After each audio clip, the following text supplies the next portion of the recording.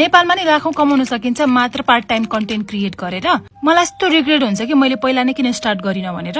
मैले स्टार्ट गरेको चाहिँ बल्ल 1 वर्ष पुग्यो यो मार्चमा। मैले लास्ट इयर देखि स्टार्ट गरेको हो अनि म चाहिँ पार्ट टाइम कन्टेन्ट क्रिएटर हो। मेरो फुल टाइम चाहिँ मेरो बिजनेसमा गएको हुन्छ, मेरो 70 to 80% टाइम चाहिँ, अनि बल्ल 10 to 20% चाहिँ म कन्टेन्ट क्रिएसनमा दिन्छु। अनि मैले टिकटक र इन्स्टामा मात्र पोस्ट गर्छु। So me as an micro content creator तीनवटा वेबाट चाहिँ पैसा आइरहेको हुन्छ। डिरेक्ट ब्रान्डसँग कोल्याब गरेर, अफिलिएट मार्केटिङ गरेर, या यूजीसी कन्टेन्ट क्रिएट गरेर। मेरो मेन सोर्स चाहिँ ब्रान्ड कोल्याब अनि बल्ल एफिलिएट मार्केटिङ हो। यूजीसी चाहिँ मैले खासै गरेको छैन, मैले एउटा भिडियो मात्र गरेको छु। 3-4वटा भिडियो चाहिँ पेन्डिङ छ।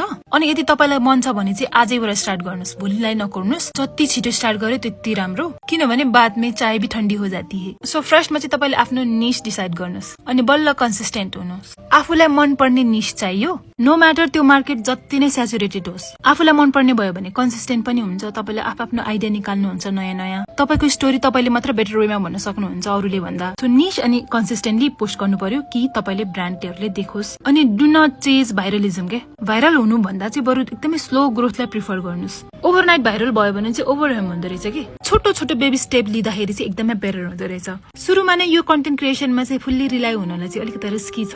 तपाईले एज अ पार्ट टाइम जसरी सुरु गर्न सक्नुहुन्छ। सुरुमा चाहिँ पैसा आउँदैन, अलिकति टाइम लाग्छ।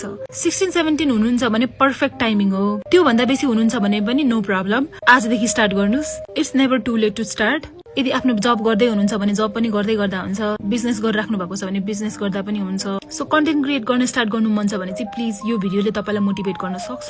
सो गर्न थाल्नुहोस्। गर्नु मन छैन भने पनि केही फरक पर्दैन, नगर्दा पनि हुन्छ। सबैले कन्टेन्ट क्रिएट गर भन्छ तर मलाई मनै छैन। फोमो फिल गर्नु पर्दैन, किनभने not everyone wants to be a doctor. पैसा आउँछ है भनेर भन्दा पनि लङ रनमा कति लान सकिन्छ, आफूलाई मन छ कि छैन भनेर बनाउनुस्।